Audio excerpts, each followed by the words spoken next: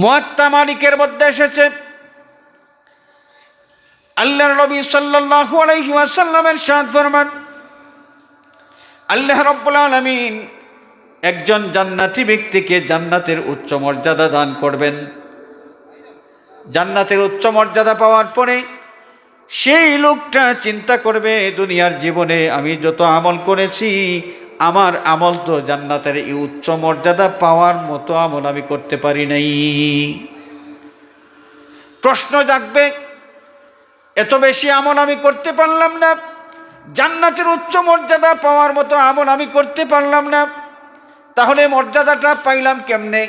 আল্লাহ রাব্বুল আলামিনের দরবারে ওই ব্যক্তি প্রশ্ন করবেন, ইয়া রব্বি আন্না লি হাযিহি, মালিক মাওলা, মর্যাদা আমি কেমনে পাইলাম? এই মর্যাদায় আসার মতো আমল তো আমি করতে পারি নাই। আল্লাহ রাব্বুল আলামিনের পক্ষ থেকে জবাব দেওয়া হবে, আমার বান্দারে, জান্নাতের উচ্চ মর্যাদা পাওয়ার মতো আমল তুমি নিজে করতে পারো না, এটা সত্য, কিন্তু এই উচ্চ মর্যাদা তুমি কেমনে পেয়েছ? দুনিয়ার থেকে আসার সময় নেক সন্তান তুমি পৃথিবীতে রেখে এসেছো। তুমি মারা যাওয়ার পরে তোমার নেক সন্তান তোমার জন্য দোয়া করেছে, তোমাকে সওয়াব দান করেছে, তোমাকে ইসালে সওয়াব করেছে। আর সন্তানের নেক আমলের সওয়াব তোমাকে দান করার পর তোমার আমলনামার মধ্যে সওয়াবের পরিমাণ বৃদ্ধি পেয়ে গেছে, এবং বেশি সওয়াবের কারণে জান্নাতের এই উচ্চ মর্যাদার অধিকারী তুমি হইতে পেরেছো।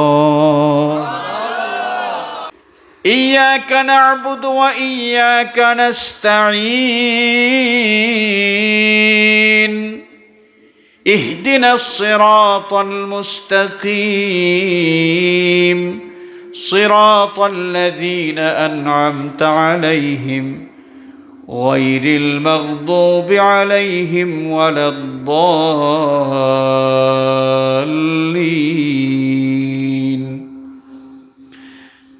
আয় আল্লাহ, আমরা কেবল তোমারই গোলামি করি, সুতরাং তোমার কাছেই কেবল সাহায্য চাই।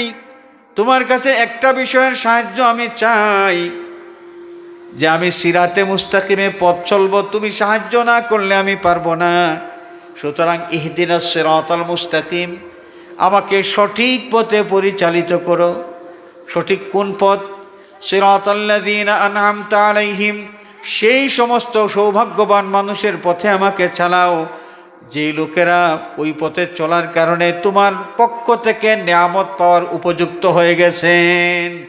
যাদের প্রতি তোমার নেয়ামত আছে, তারা যেই পথে চলে তোমার পক্ষ থেকে নেয়ামত লাভ করেছেন, আমাকে তাদের পথে চালাও। সুবহানাল্লাহ। এই যে ইদানিংকালে বিভিন্ন বাতিল ফিরকা তাদের বাতিল আকীদা প্রমাণ করার জন্য কোরআন শরীফ থেকে দলিল দেয়। আসলে কোরআন শরীফের অপব্যাখ্যার মাধ্যমে তারা মানুষকে তাদের বাতিল আকীদা বুঝায় দেয়। ইউদিল্লু বিহি কাসীরান ওয়া ইয়াহদি বিহি কাসীরা। আল্লাহ রাব্বুল আলামিন ইরশাদ ফরমান, এই কোরআনে কারীমের মাধ্যমে অনেক মানুষ গুমরাহ হয়ে যায়। গুমরাহ কারা হয়? যারা কোরআনে কারীম সঠিকভাবে বুঝতে পারে না। আল্লাহ রাব্বুল আলামিন যে উদ্দেশ্য করে কোরআনে কারীম নাজিল করেছেন, আল্লাহ পাক যেই মর্মটা মানুষের সামনে তুলে ধরতে চেয়েছেন, সেই মর্ম না বুঝে যারা মন গড়া ব্যাখ্যা করে, কোরআনে পাকের মন গড়া ব্যাখ্যা করার মাধ্যমে মানুষ গুমরাহ হয়। ইউদিল্লু বিহি কাসীরা ওয়া ইয়াহদি বিহি কাসীরা। এই কোরআনে কারীমের মাধ্যমে অনেক মানুষকে আল্লাহ রাব্বুল আলামিন আবার হেদায়েত দান করেন। হেদায়েত দান করেন কোন মানুষকে? যারা কোরআনে কারীম সঠিকভাবে বুঝতে পারে, বোঝার চেষ্টা করে, এবং সঠিক মর্ম যেটা, সেই সঠিক মর্মটা সে বিশ্বাস করে, এরাই কোরআনে কারীম থেকে হেদায়েত লাভ করতে পারে। আমরা কি বুঝলাম? কোরআনে কারীম থেকে কোরআনের অপব্যাখ্যার মাধ্যমে অনেক মানুষ কি হয়? গুমরাহ হয়। এই যে জবরিয়া সম্প্রদায়, যারা কোনো মানুষকে পাপী বলতে চায় না, সমস্ত পাপের বোঝা যারা আল্লাহর উপর চাপিয়ে দিতে চায়, ওই জবরিয়া সম্প্রদায় কোরআনে কারীম থেকে তাদের এই বদ আকীদার, ভ্রান্ত আকীদার পক্ষে দলিল দেয়। ওয়া হুয়া খালিকু কুল্লি শাই। আল্লাহ রাব্বুল আলামিন জানিয়ে দিয়েছেন, যত বিষয় আছে, যত জিনিস আছে, সব কিছুর সৃষ্টিকর্তা হলেন আল্লাহ। কে? আল্লাহ।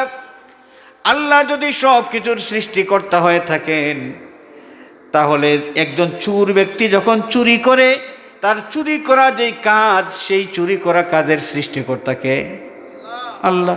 তারা সুন্দর করে এটা কোরআন শরীফের আয়াত দিয়ে আয়াতের অপব্যাখ্যা করার মাধ্যমে তারা বুঝাইতে চায়, যেহেতু আল্লাহ রব্বুল আলামিন সব কিছুর সৃষ্টিকর্তা, সুতরাং সেই আল্লাহ মানুষের সমস্ত আমলেরও সৃষ্টিকর্তা। আমল যদি ভালো হয়, আবার যদি মন্দ হয়, সব কিছুর সৃষ্টিকর্তা যেহেতু আল্লাহ, মানুষের কোনো ক্ষমতা নাই, সুতরাং কোনো মানুষকে কোনো অন্যায় কাজের জন্যে দায়ী করা যাবে না।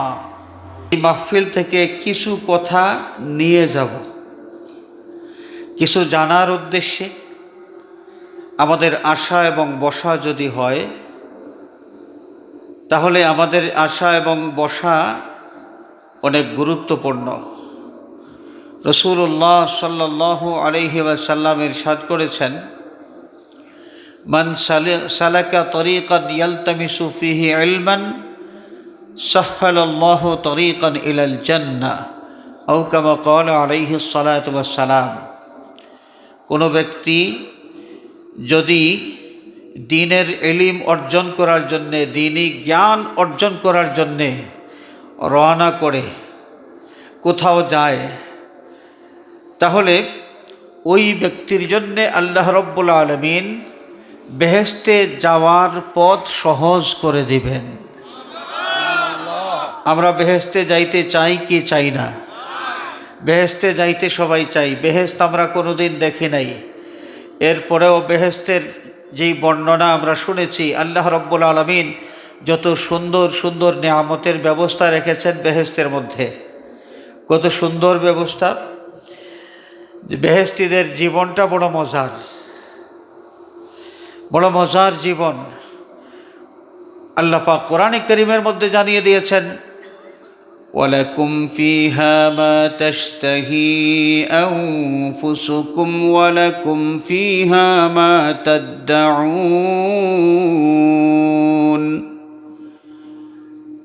তোমাদের যা মন চায়, যে বিষয়টা তোমরা খাইতে চাও, পাইতে চাও, যা তোমরা দাবি করো, সব কিছু স্ট্যান্ড বাই তোমাদের জন্য আছে। ওইটা পাওয়ার জন্যে তোমাদের কষ্ট করতে হবে না, নড়াচড়া করতে হবে না। এই আয়াতে কারিমার তাফসীরের মধ্যে এসেছে যে বেহেশতি মানুষ যখন দেখবে বেহেশতের বাগানে বিভিন্ন ধরনের পাখি উড়াউড়ি করতেছে, বেহেশতি মানুষের মনের মধ্যে শখ হলো যে এই পাখির গোশত আমি খাবো।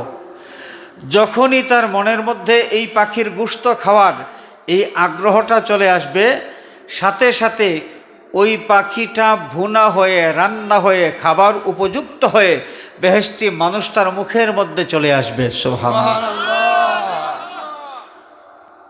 দুনিয়ার গাছ থেকে একটা আম খাইতে হলে আম পাড়তে হয়, তারপরে আম পাড়লেই শেষ নয়, এটা খাইতে হলে আমের বাকল ছিলতে হয়, কত কিছু করতে হয়, কত আয়োজন করতে হয়। কিন্তু বেহেশতে যাওয়ার পরে কিছুই লাগে না। আম খাবো অথবা যে কোনো ফল খাবো, যখনই আমাদের ইচ্ছা হবে তখনই সাথে সাথে ওই ফলটা খাওয়ার উপযুক্ত হয়ে একদম মুখের কাছেই চলে আসবে। সুবহানাল্লাহ। এমন মজার জায়গা যেখানে যাইতে কার না মন চায়। বেহেশত আমরা দেখি নাই, কিন্তু বেহেশতের বর্ণনা শুনেছি। বেহেশতের বর্ণনা শোনার পরে এই বেহেশতে কি করে যাওয়া যায় আমরা বড় ব্যস্ত আছি। সবাই চাই আমরা বেহেশতে যাব, একজন মানুষও পাওয়া যাবে না ইমানদার যদি তাকে প্রশ্ন করা হয় যে তুমি বেহেশতে যাইতে চাও কি চাও না, বেহেশতে যাইতে চাই না এই কথাটা কেউ বলবে না। আমরা বেহেশতে যাইতে চাই, তবে যাওয়ার জন্য কিছু কাজ করতে হয়। দুনিয়ার জীবনে কিছু কাজ করতে হয়। আমরা যে আজকের এই মাহফিলে এসেছি এবং বসেছি, নিয়ত যদি সহি থাকে, নিয়তটা যদি থাকে যে মাহফিলে এসেছি, কোরআন হাদিসের বয়ান হবে, দ্বীনের কথাবার্তা হবে, এইখান থেকে কিছু কথা শিখব, আমল করব, এই নিয়ত নিয়ে যদি আমরা এখানে বসতে পারি, আল্লাহর নবী সাল্লাল্লাহু আলাইহি ওয়াসাল্লামের হাদিস শরীফ যদি সত্য হয়, তাহলে এই বিষয়টা আমরা মেনে নিতেই হবে যে আল্লাহ পাক আমাদের জন্য বেহেশতে যাওয়ার পথটা সহজ করে দিবেন। সুবহানাল্লাহ। আজকের এই আয়োজন আল্লাহ পাক যেন কবুল করেন, সবাই বলি আমিন। আমরা যারা এসেছি বসেছি, আমাদের আশা এবং বসা আল্লাহ যেন কবুল করেন, সবাই বলি আমিন। হাজিরিন, আজকের এই মাহফিল আয়োজন করা হয়েছে পবিত্র ঈদে মিলাদুন্নবী সাল্লাল্লাহু আলাইহি ওয়াসাল্লাম উদযাপন উপলক্ষে। মিলাদুন্নবীর মাস কোন মাস? আরবি যেই মাস আমরা সকলেই জানি যে রবিউল আউয়াল, মাহে রবিউল আউয়াল, সেটা হলো মিলাদুন্নবীর মাস, অর্থাৎ নবী করিম সাল্লাল্লাহু আলাইহি ওয়াসাল্লাম যেই মাসে জন্মগ্রহণ করেছেন। আর এখন কিন্তু রবিউল আউয়াল মাস নয়। তো নীলামপাড়া গ্রামবাসী যে মিলাদুন্নবী উদযাপন উপলক্ষে আজকের এই মাহফিলের আয়োজন করলেন, এই আয়োজন করাটা এটা কতটুকু অর্থপূর্ণ হলো? মিলাদুন্নবী পালন করার জন্যে নির্ধারিত কোনো মাসের প্রয়োজন নাই। আল্লাহর নবীর আশিক উম্মত যারা বছরের যে কোনো মাসে মিলাদুন্নবী পালন করতে পারেন। এই উসুলটা শিখিয়ে দিয়েছেন, এই নিয়মটা শিখিয়ে দিয়েছেন স্বয়ং রহমতুল্লিল আলামিন আহমদ মুস্তাফা মুহাম্মদ মুস্তাফা সাল্লাল্লাহু আলাইহি ওয়াসাল্লাম। আল্লাহর নবী মিলাদুন্নবী পালন করেছেন, নিজের জন্মদিন পালন করেছেন। কোন মাসে? যদি প্রশ্ন করা হয় নবীজি জন্মদিন পালন করেছেন বা মিলাদুন্নবী পালন করেছেন কোন মাসে, এর জবাব হলো 12 মাস। 12 মাসেই আমাদের নবীজি মিলাদুন্নবী পালন করেছেন। তার কারণ একখানা বিখ্যাত হাদিস, বিশুদ্ধ সনদের হাদিস, নবী করিম সাল্লাল্লাহু আলাইহি ওয়াসাল্লাম সোমবার দিন রোজা রাখতেন।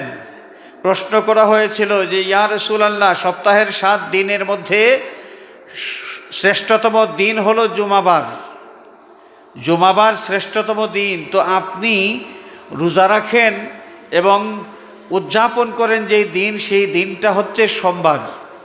আপনি সোমবার দিনের এত গুরুত্ব কেন দিয়ে থাকেন? এই দিনটা কেন আপনি উদযাপন করেন?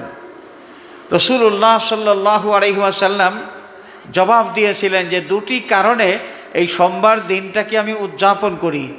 এর মধ্যে একটা কারণ ফিহি ওয়ালিদতু, এই সোমবার দিন আমি জন্মগ্রহণ করেছি, অর্থাৎ আমার মিলাদের দিন হলো সোমবার। আমার মিলাদের দিন হলো কি? সোমবার। এই জন্যে এই দিবসটা আমি উদযাপন করি। আপনারা বলুন, সোমবার বছরে কোন মাসে আছে?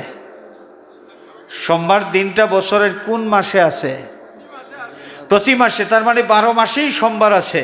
তো আল্লাহর নবী যদি সোমবার দিনটা উদযাপন করেন এবং বিশেষ করে নবীজি তার নিজের জন্মকে স্মরণ করেন, মিলাদুন নবী উদযাপন করেন, তাহলে সোমবার দিন 12 মাসেই আছে। সুতরাং যে কোনো মাসেই মিলাদুন্নবী উদযাপন করা যায়, এই উসুলটা, এই নীতিটা আল্লাহর নবী আমাদেরকে শিখিয়ে দিয়ে গেছেন। সুতরাং এই নীলামপাড়ার আশিকে রাসূল যারা আছেন, আশিকে রাসূল ইমানদার যারা, আপনারা আজকে এই যে ঈদে মিলাদুন্নবী উদযাপন উপলক্ষে মাহফিলের আয়োজন করেছেন, এই আয়োজনটা সার্থক হয়েছে, আলহামদুলিল্লাহ। আজকের মাহফিলে দাওয়াতি মেহমান ওলামায়ে কেরাম, ইতিমধ্যে অনেকের বয়ান আমরা শুনেছি। মাহফিলের মধ্যমণি আছেন ওলি বিন ওলি সাহেবজাদায়ে ফুলতলি, দামাত বারাকাতুহুমুল আলিয়া। আরও ওলামায়ে কেরাম যাদেরকে দাওয়াত করা হয়েছে, অনেকের আলোচনা শুনেছি। ফজর পর্যন্ত আরও আলোচনা শুনবো ইনশাআল্লাহ। যেটুকু আলোচনা আজকের এই মাহফিলে আমরা শুনবো, আমল করার তৌফিক আল্লাহ পাক যেন আমাদেরকে দান করেন, সবাই বলি আমিন। আরও জোরে বলি আমিন। হাজরিন, ওয়াজের শ্রোতা যারা, ওয়াজের শ্রোতারা সবাই এক সমান হয় না। কোরআনে কারীমের মধ্যে আল্লাহ রাব্বুল আলামিন ওয়াজের শ্রোতাদের ক্লাসিফিকেশন করেছেন। এক শ্রেণীর শ্রোতা যাদের কথা বলেছেন যে সামিআনা ওয়া আসাইনা, যারা ওয়াজ শোনার পর জবাব দেয় যে আমরা ওয়াজ শুনেছি ঠিক, কিন্তু মানি না, শুনেছি কিন্তু মানি না। আমরা যারা আজকের এই মাহফিলে হাজির হয়েছি, আমরা কি সেই দলের শ্রোতা হইতে চাই? না। তাহলে আমরা কোন দলের শ্রোতা হব? আল্লাহ পাক যাদের কথা এইভাবে বলেছেন, وقالوا سمعنا وأطعنا غفرانك ربنا وإليك المصير। ওয়াজের শ্রোতাদের একদল হচ্ছেন ঈমানদার। সেই ঈমানদার শ্রোতাদের কাছে যখন ওয়াজ করা হয়, হেদায়েতের বাণী যখন তাদেরকে শোনানো হয়, তখন তারা বলেন সামি'না ওয়া আতা'না, আমরা শুনলাম এবং মানলাম, শুনলাম এবং মানলাম। আমরা ওয়াজ শুনবো, মানবো, আমল করার চেষ্টা করব। আল্লাহ পাক আমাদেরকে এই তৌফিক দান করুন, আমিন। আমাকে বলা হয়েছে একটা বিষয়ে কিছু কথা বলতে, সেটা হচ্ছে আকাইদে আহলে সুন্নাহ, আহলে সুন্নাত ওয়াল জামাতের আকীদা। এই বিষয়টা সম্পর্কে জানার কি প্রয়োজন আমাদের, এই কথাটা আগে বলে নেই। হাজিরিন, মুসলমান যাদের কালিমা হচ্ছে লা ইলাহা ইল্লাল্লাহু মুহাম্মাদুর রাসূলুল্লাহ, ইসলামের কালিমা কি? ইসলামের কালিমা লা ইলাহা ইল্লাল্লাহু মুহাম্মাদুর রাসূলুল্লাহ সাল্লাল্লাহু আলাইহি ওয়াসাল্লাম। কোনো মানুষ যখন এই কালিমা উচ্চারণ করবে, আমরা বুঝবো এই লোকটা মুসলমান। এটা কি? মুসলমান। তো এই লা ইলাহা ইল্লাল্লাহু মুহাম্মাদুর রাসূলুল্লাহ কালিমা যারা মুখ দিয়ে উচ্চারণ করবেন, মুসলমান পরিচয় যার, সব মুসলমান কি এই কালিমার মাধ্যমে বেহেশতি হয়ে যাবে? কালিমা পড়লেই কি, মুসলমানের কালিমা পড়লেই কি বেহেশতি হয়ে যাওয়া যায়? না, বেহেশতি হওয়া যায় না। সব মুসলমান বেহেশতি হইতে পারবে না। এই বিষয়টা জানিয়ে দিয়েছেন আমাদের নবীজি সাল্লাল্লাহু আলাইহি ওয়াসাল্লাম। হাদিস শরীফের মধ্যে ইরশাদ হচ্ছে, ইফতারাকাত বানু ইসরাঈল আলা সিনতাইনি ওয়া সাবঈনা মিল্লাতান ওয়া সাতাফতারিকু উম্মতি আলা সালাসিন ওয়া সাবঈনা মিল্লাতান কুল্লুহুম ফিন-নার ইল্লা মিল্লাতুন ওয়াহিদা। ক্বালু মান হুম ইয়া রাসূলাল্লাহ? ক্বালা মা আনা আলাইহি ওয়া আসহাবি আও কামা ক্বালা আলাইহিস সালাতু ওয়াস সালাম। আল্লাহর নবী ইরশাদ ফরমান, বনি ইসরাইল ৭২ দলে বিভক্ত হয়েছিল। কত দলে? ৭২ দলে। বনি ইসরাইল ৭২ দলে বিভক্ত ছিল। ৭২ দলের মধ্যে তাদের ৭২ জন লিডার ছিল। হযরতে মূসা আলাইহিস সালাতু ওয়াস সালাম আল্লাহর পয়গম্বর, আল্লাহ রব্বুল আলামিন তাকে পাঠিয়েছেন। এই দাবি নিয়ে মূসা আলাইহিস সালাম যখন তাদের কাছে হাজির হয়ে বললেন যে মূর্তি পূজা করা যাবে না, ইবাদত করতে হবে একমাত্র আল্লাহর, তারা বলেছিল যে এই তথ্যটা আপনি কোথা থেকে পাইলেন? তিনি বলে দিয়েছেন যে আল্লাহর সাথে আমার কথাবার্তা হয়। মূসা আলাইহিস সালাম কি ছিলেন? কালিমুল্লাহ। মূসা আলাইহিস সালামের লকব ছিল কালিমুল্লাহ, যে আল্লাহ পাকের সাথে আমার কথাবার্তা হয়। তা আল্লাহ আমাকে জানিয়ে দিয়েছেন এই তথ্য। বনি ইসরাইলের মানুষ বিশ্বাস করে নাই যে আল্লাহর সাথে আপনি কথাবার্তা বলেন, এটা আমরা মানি না। তাহলে তোমরা কিভাবে মানবে? কিভাবে তোমরা এই কথাটা মানবে যে আল্লাহর সাথে আমার কথাবার্তা হয়? তারা বলেছিল লান নুমিনা লাকা হাত্তা নারাল্লাহ জাহরাতান। মূসা, আপনার প্রতি আমরা ঈমান আনতে পারবো না যতক্ষণ না প্রকাশ্যে আমরা আল্লাহকে দেখতে পাবো। আপনি যে আল্লাহর সাথে কথা বলেন, আমরা দেখতে চাই।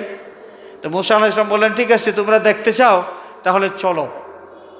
তো সবাই তো যাওয়ার দরকার নাই, এক কাজ করো, তোমাদের ৭২ দলের ৭২ জন লিডার, ৭২ জন মুরব্বী আমার সাথে দিয়ে দাও। যাব তুর পাহাড়ের কাছে, আল্লাহর সাথে কথা বলবো। তোমাদের এই নেতারা, তোমাদের মুরব্বীরা এটা যখন শুনবে, দেখবে এবং তোমাদের কাছে এই খবরটা বলবে, তখন তো তোমরা মানবে। বলে হ্যাঁ, আমরা তখন মানব। ৭২ জন লিডার নিয়ে যাওয়া হলো। মূসা আলাইহিস সালাম বললেন যে তোমরা এই জায়গায় থাকো, আমি সামনে যাই, আল্লাহর সাথে কথা বলবো। তারা এখানে থাকলো। মূসা আলাইহিস সালাম সামনে গেলেন। তারা দেখলো যে কুয়াশার মতো কোনো একটা জিনিস মূসা আলাইহিস সালামকে ঢেকে ফেলেছে, তাকে আর দেখা যায় না। এবং এই কুয়াশাচ্ছন্ন যে জায়গা, ওই জায়গা থেকে গুনগুন গুনগুন শব্দ শোনা যায়।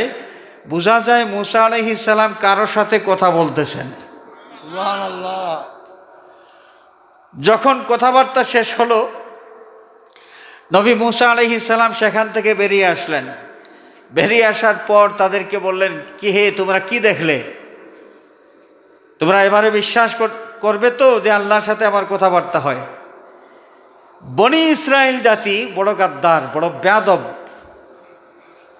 বেয়াদব। তারা তখন বলেছিল যে নবী মুসা, গুনগুন শব্দ তো শুনেছি, কিন্তু আল্লাহর সাথে কথা বলেছেন আপনি নাকি আর কারোর সাথে কথা বলেছেন এইটা তো আমরা দেখি নাই, সুতরাং এখনো আমরা বিশ্বাস করি না যে আল্লাহর সাথে আপনার কথাবার্তা হয়। মুসা আলাইহিস সালাম মুশকিলের মধ্যে পড়ে গেলেন। আল্লাহ রাব্বুল আলামিনকে তো খালি চোখে দেখা যায় না, এই দুনিয়ার জীবনে আল্লাহকে খালি চোখে দেখা যায় না।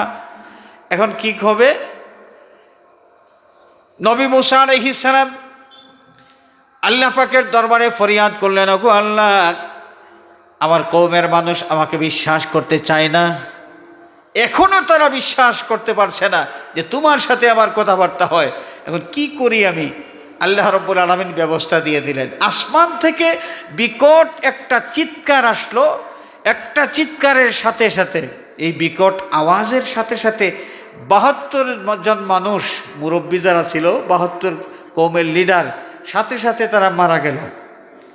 যখন 72 জন মানুষ মারা গেছে, মুসা আলাইহিস সালাম আরেক চিন্তার মধ্যে পড়লেন যে কওমের মানুষ এমনিতেই বিশ্বাস করে না, এখন তাদের 72 জন মুরব্বী যদি মারা যায় তাহলে তারা নতুন করে আরেকটা অপবাদ দিবে যে মুসা মিথ্যা কথা বলেন আর মিথ্যায় ধরা খেয়ে যাবেন, এই জন্যে 72 মুরব্বীদেরকে তিনি হত্যা করেছেন।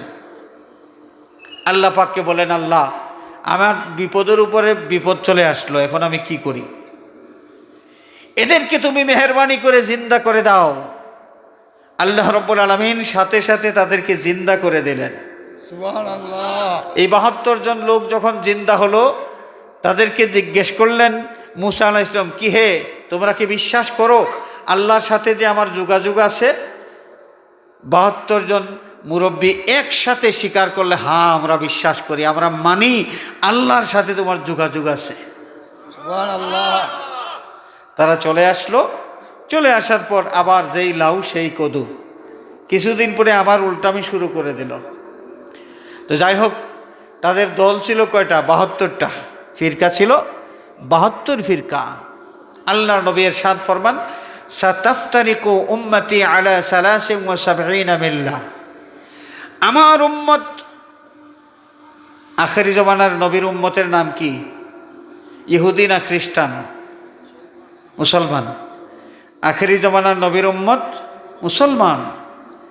তো নবীজি ইরশাদ করছেন, সাতাফতারিকু উম্মতি আলা 73 মিল্লাহ, অচিরেই আমার উম্মত 73 দলে বিভক্ত হবে। বনি ইসরায়েলের চাইতে দলের পরিমাণ একটা বেশি। তারা ছিল 72, আর মুসলমান হবে কত দল? 73 দল। মুসলমান 73 দল হবে নাকি মোল্লা 73 দল হবে? অনেক মানুষ কিন্তু বলেন যে মোল্লারা 73 দলে বিভক্ত হবে, মোল্লাদের 72 দল জাহান্নামী হবে, আর একদল মোল্লা হবে জান্নাতি।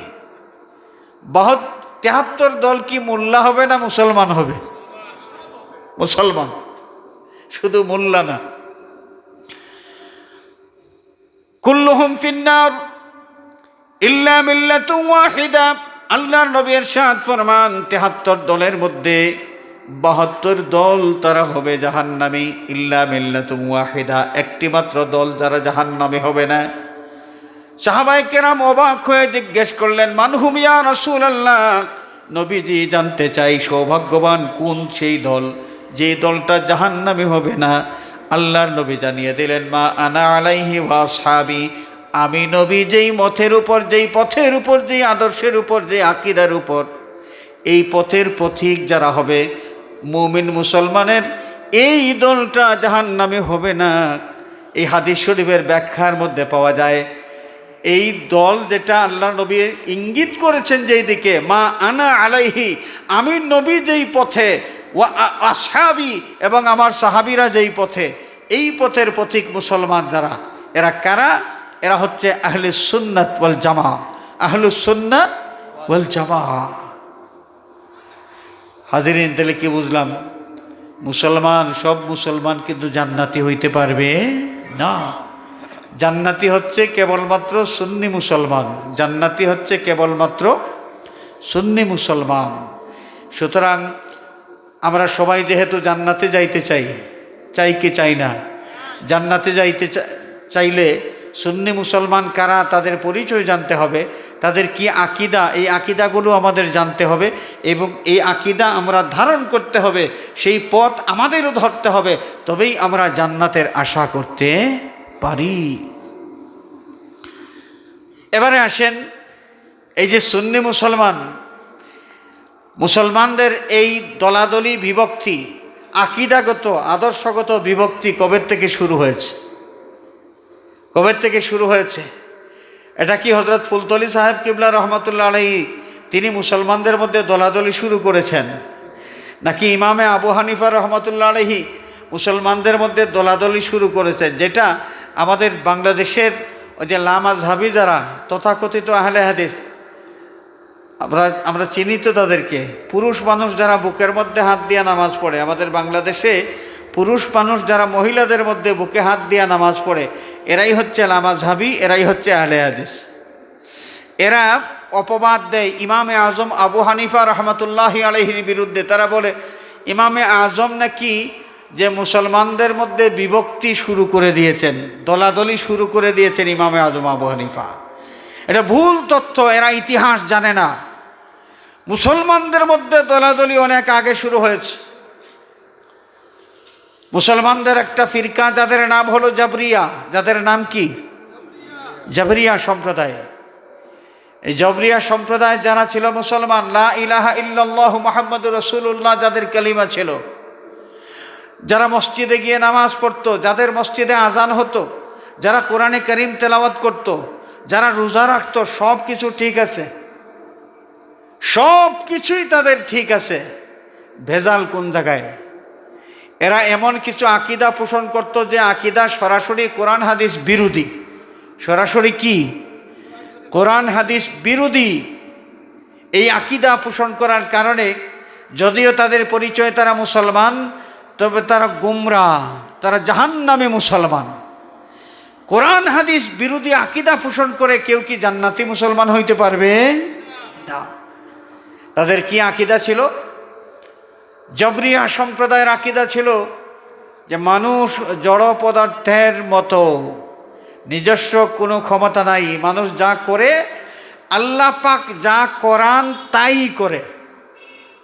একজন মানুষকে আল্লাহ রাব্বুল আলামিন যা করান মানুষ সেই কাজই করে, তার নিজের কোনো ক্ষমতা নাই, কোনো শক্তি নাই। এই কারণে কোনো মানুষ অন্যায় কোনো কাজ করলে কোনো মানুষকে দায়ী করা যাবে না। নাউজুবিল্লাহ বলেন। তাহলে দায়ীটা কে হবে? জাবরিয়া সম্প্রদায়ের আকীদা হলো সম্পূর্ণরূপে দায়ী হলেন আল্লাহ, যেহেতু আল্লাহ পাক একজন মানুষকে দিয়ে কাজ করান। আল্লাহর শক্তির অধীনে হচ্ছে প্রত্যেকটা মানুষ। সুতরাং মানুষ যেই কাজ করবে এই কাজটা আল্লাহর শক্তির অধীনেই সেই সম্পাদন করবে, তার নিজের কোনো ক্ষমতা নাই। তো নিজের ক্ষমতায় যে কোনো কাজ করতে পারে না, তার কাজের জন্য সে কেমনে দায়ী হবে?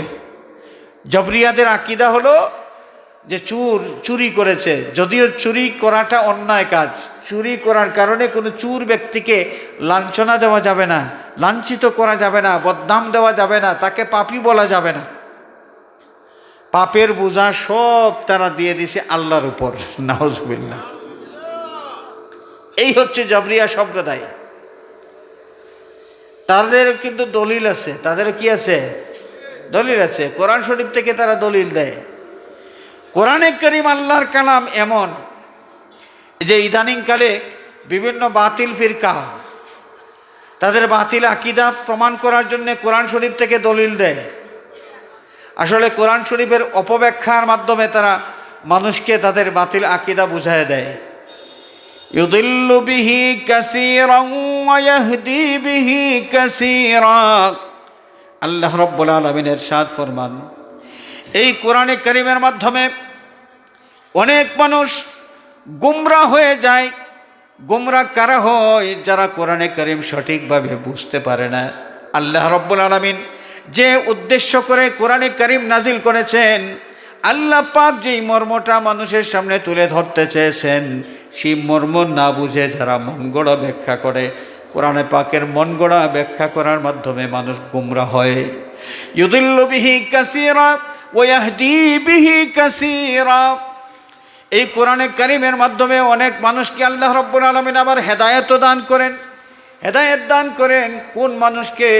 যারা কোরআনে কারীম সঠিকভাবে বুঝতে পারে, বোঝার চেষ্টা করে এবং সঠিক মর্ম যেটা, সেই সঠিক মর্মটা সে বিশ্বাস করে, এরাই কোরআনে কারীম থেকে হেদায়েত লাভ করতে পারে। আবার কি বুঝলাম? কোরআনে কারীম থেকে কোরআনের অপব্যাখ্যার মাধ্যমে অনেক মানুষ কি হয়? গুমরা হয়। এই যে জবরিয়া সম্প্রদায়, যারা কোনো মানুষকে পাপী বলতে চায় না, সমস্ত পাপের বোঝা যারা আল্লাহর উপর চাপিয়ে দিতে চায়, ওই জবরিয়া সম্প্রদায় কোরআনে কারীম থেকে তাদের এই বদ আকিদার, ভ্রান্ত আকিদার পক্ষে দলিল দেয়। ওয়া হুয়া খালিকু কুল্লি শাই। আল্লাহ রাব্বুল আলামিন জানিয়ে দিয়েছেন, যত বিষয় আছে, যত জিনিস আছে, সব কিছুর সৃষ্টিকর্তা হলেন আল্লাহ। কে? আল্লাহ। আল্লাহ যদি সব কিছুর সৃষ্টিকর্তা হয়ে থাকেন, তাহলে একজন চোর ব্যক্তি যখন চুরি করে, তার চুরি করা যে কাজ, সেই চুরি করা কাজের সৃষ্টিকর্তা কে? আল্লাহ। তারা সুন্দর করে এটা কোরআন শরীফের আয়াত দিয়ে, আয়াতের অপব্যাখ্যা করার মাধ্যমে তারা বুঝাইতে চায়, যেহেতু আল্লাহ রাব্বুল আলামিন সব কিছুর সৃষ্টিকর্তা, সুতরাং সেই আল্লাহ মানুষের সমস্ত আমলেরও সৃষ্টিকর্তা। আমল যদি ভালো হয়, আবার যদি মন্দ হয়, সব কিছুর সৃষ্টিকর্তা যেহেতু আল্লাহ, মানুষের কোনো ক্ষমতা নাই, সুতরাং কোনো মানুষকে কোনো অন্যায় কাজের জন্যে দায়ী করা যাবে না। পাপের বোঝা যারা আল্লাহর উপর চাপিয়ে দিতে চায়, এরাও কিন্তু মুসলমান। এরা কি? মুসলমান। এদের কালিমা লা ইলাহা ইল্লাল্লাহু মুহাম্মাদুর রাসূলুল্লাহ সাল্লাল্লাহু আলাইহি ওয়াসাল্লাম। আপনার নীলাম পাড়ার একজন মুমিন মুসলমানের যে কলিমা, সেই জবরিয়া বেঠার কলিমাও সমান সমান, কোনো বেশ কম নাই। সেও মুসলমান, কিন্তু এমন মুসলমান যে সমস্ত পাপের বোঝা আল্লাহর উপর চাপিয়ে দেয়। আবার দেখেন কাদরিয়া সম্প্রদায়। এই কাদরিয়া সম্প্রদায়ে যারা সৃষ্টিকর্তা হিসাবে আল্লাহর সাথে মানুষকে শরিক করে। জবরিয়ারা বলে মানুষের কোনো ক্ষমতা নাই, যা হয় সব আল্লাহর কুদরতের অধীনে হয়। আর কাদরিয়ারা বলে যে মানুষ যখন খারাপ কাজ করে, অন্যায় কাজ করে, পাপ কাজ করে, তার ওই পাপ কাজের সৃষ্টিকর্তা মানুষ নিজে। আমরা কি বুঝতে পারছি? মানুষ যখন খারাপ কাজ করে, তখন পাপ কাজের সৃষ্টিকর্তা হচ্ছে কি? মানুষ। তো মানুষকে সৃষ্টিকর্তা বিশ্বাস করার কারণে এরাও শিরকি আকীদা পোষণ করে। এরাও কি? শিরকি আকীদা পোষণ করে। তো এরাও তো মুসলমান। এরাও কি? মুসলমান। তাদের কলিমা লা ইলাহা ইল্লাল্লাহু মুহাম্মাদুর রাসূলুল্লাহ সাল্লাল্লাহু আলাইহি ওয়াসাল্লাম। এখন যে কলিমা পড়লেই যে সেই জান্নাতি মুসলমান হয়ে যাবে, এটা কি করে আমরা বুঝবো?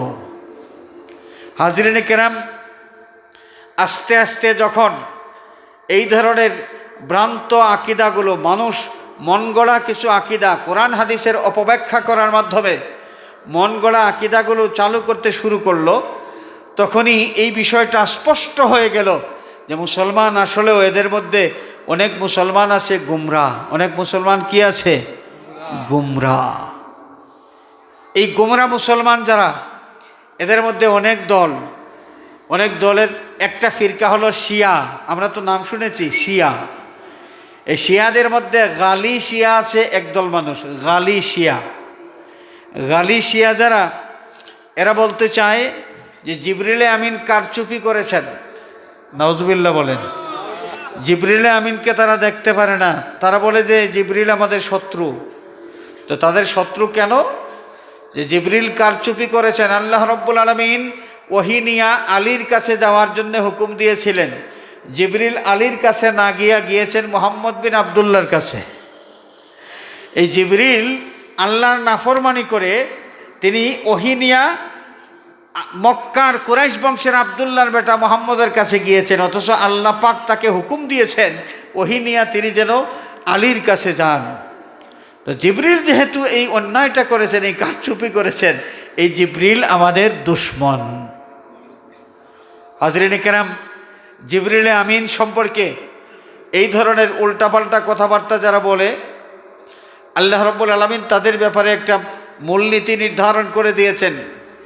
মান কানা আদুওয়াল লিল্লাহি ওয়া মালাইকাতিহি ওয়া জিবরিল ওয়া মিকালা ফা ইন্নাল্লাহা আদুউল লিল কাফিরিন। জিব্রাইল, মিকাইল এবং এই ফেরেশতাদের সাথে যারা দুশমনী রাখবে, এই ফেরেশতাদেরকে যারা শত্রু মনে করবে, ফাইন্নাল্লাহা আদুউল লিল কাফিরিন, তাহলে এই সমস্ত কাফিরের দুশমন হলেন আল্লাহ। এরা কখনো আল্লাহর প্রিয় পাত্র হইতে পারবে না। হাজিরিনে কেরাম, যে দেখেন মুসলমানের মধ্যে এই যে শিয়া যারা, গালি শিয়া, এরা জিবরিলে আমিনকে তারা যাচ্ছে তাই বলে, এবং এই কথাটা খুব ভালো করেই তারা খুব স্পষ্ট করে বলে জিবরিল কারচুপি করেছেন। এরাও তো মুসলমান, এরাও তো কি, তাদের পরিচয় মুসলমান।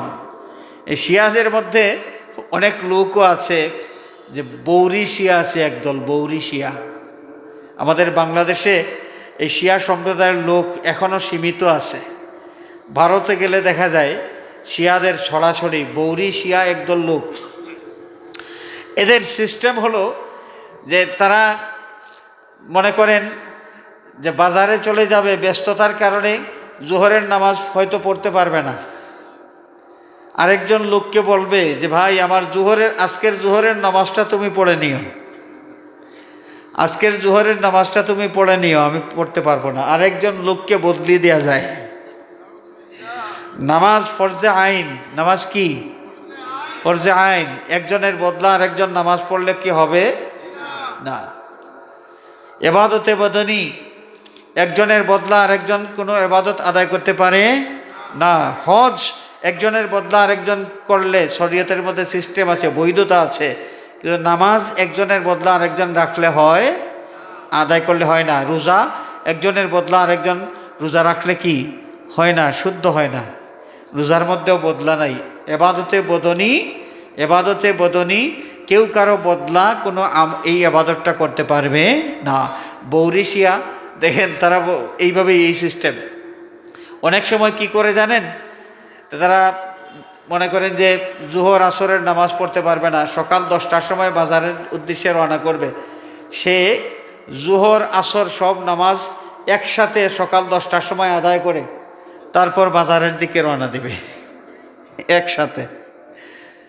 নামাজ কি এইভাবে পড়লে চলবে? ওয়াক্ত হওয়ার আগে কি নামাজ পড়লে নামাজ শুদ্ধ হবে? সকাল 10টার সময় কি জোহরের ওয়াক্ত হয়? তো এই ওয়াক্তে যদি কেউ জোহরের নামাজ পড়ে, ওই দিনের জোহরের নামাজ কি আদায় হবে না। কিন্তু মুসলমান দাবিদার একদল লোক, তারাও কিন্তু এই সিস্টেমে নামাজ আদায় করতেছে। ওয়াক্ত আসার আগেই 2-3 ওয়াক্তের নামাজ একত্রিত করে আদায় করে তারপর তারা বাজার করতে চলে যায়, মার্কেটিং করতে চলে যায়। খেয়াল করছেন? এরাও মুসলমান। মুসলমানদের মধ্যে ঠিক এইভাবে কোরআন হাদিস বিরোধী আকীদা পোষণ করে অনেক মানুষ। এদের মধ্যে একদল লোক যারা কোরআন হাদিসের বিরোধিতা না করে, বরং কোরআন হাদিস অনুযায়ী যে আকীদা প্রমাণিত হয় এই আকীদা পোষণ করে, এরাই হচ্ছে সুন্নি মুসলমান। এরাই কি? সুন্নি মুসলমান। হাজরিনে কেরাম, দেখেন যে ইসলামের ইতিহাসের মধ্যে খারিজি একটা সম্প্রদায় ছিল। খারিজি মুসলমান যারা ছিল, মুসলমান তাদের পরিচয়, কিন্তু তাদের আকীদা ছিল কোনো মানুষ যদি কবিরা গুনাহ করে, তাহলে কবিরা গুনাহ করার কারণে একজন মানুষ কাফির হয়ে যায়, সে আর মুসলমান থাকে না, ইমানদার থাকে না, সে কি হয়ে যায়? কাফির হয়ে যায়। আমরা কি বুঝতে পারতেছি? খারিজিদের আকীদা হলো একজন ইমানদার ব্যক্তি যখন কোনো কবিরা গুনাহ করবে, কবিরা গুনাহ করার সাথে সাথে সে কাফির হয়ে যাবে। তাদের এই আকীদাটা সরাসরি কোরআন হাদিস বিরোধী। সরাসরি কি? কোরআন হাদিস বিরোধী। কারণ ইমানদার যারা পাপ করেছে, ইমানদার যারা পাপ করেছে, আল্লাহ রাব্বুল আলামিন পাপীদেরকে, পাপী ইমানদারদেরকে কাফির বলেন নাই। কি বলেন নাই? কাফির বলেন নাই, বরং ইমানদার বলেছেন। وَإِن طَائِفَتَانِ مِنَ الْمُؤْمِنِينَ اقْتَتَلُوا মারামারি করা হারাম, কবিরা গুনাহ। মারামারি করা কি? হারাম, কবিরা গুনাহ।